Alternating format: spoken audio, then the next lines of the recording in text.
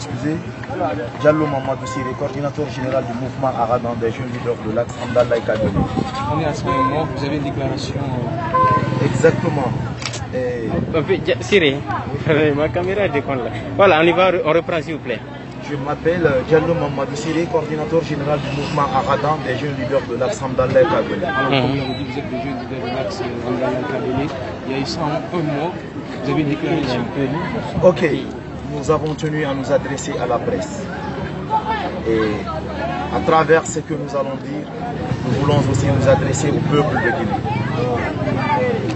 Aujourd'hui, nous sommes à 100 morts. Il y en a encore 3 de nous couchés dans les hôpitaux guinéens. Ils sont en train de se battre encore pour vivre. Certains parmi ces 3 ont des points, ont des balles dans leur corps. Nous venons là pour nous adresser au peuple de Guinée. Nous venons là nous adresser au peuple de Guinée, leur faire comprendre que les jeunes leaders de l'axe Hamdallah et Kadjouli se battent pour eux, se battent pour la démocratisation effective de la République de Guinée. À travers ce combat noble, loyal et juste, qui ne demande pas à ce que nous, nos marchés soient plus aisés, ou bien que le panier de la ménagère de nos mères seulement soit les moins chers.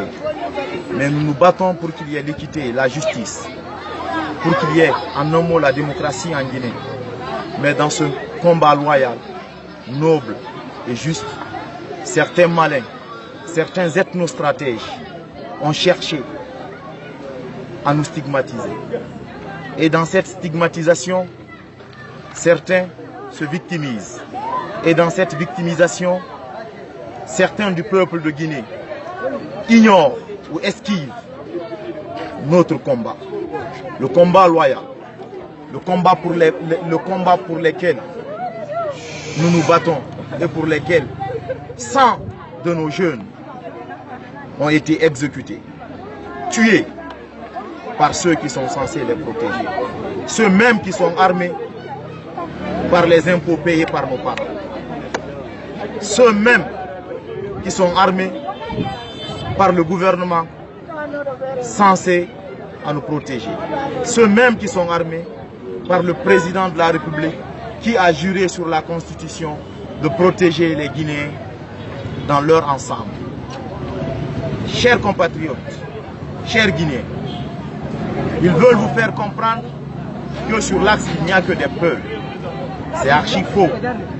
Certes, la majorité est peul, mais le combat n'est pas un combat peul. Le combat est un combat du peuple de Guinée. Et pour celui-ci, étant conscient et convaincu que nous sommes sur la vérité et rien que pour la vérité, nous ne nous battons pas pour nous, pour vous, mais seulement pour vous et pour notre progéniture, c'est-à-dire les Guinéens de demain, ceux qui viendront après nous, c'est-à-dire nos jeunes frères, nos fils et les fils de ceux-ci. Nous sommes très loin de nous décourager. C'est pour cela que nous voulons faire un appel à la population de l'axe de prendre enfin leur destin en main et de comprendre que le pouvoir public, c'est-à-dire le gouvernement guinéen, a décidé à en découdre avec nous. Et dans ceci, ils ne vont jamais viser un Peul, mais ils viseront toute la population de l'axe, qu'ils soient Peul, Malinké, Kissi, Guerzé ou Soussou. Et c'est évident que parmi nous, il existe les autres ethnies. Donc il n'y a pas un combat d'ethnie en Guinée. Parce que depuis qu'on a commencé à nous tuer, les Soussous compatissent, les Malinqués qui habitent l'axe compatissent, les forestiers qui habitent l'axe compatissent. Seulement le gouvernement qui arme ceux qui nous tuent, qui ne compatissent pas avec nous.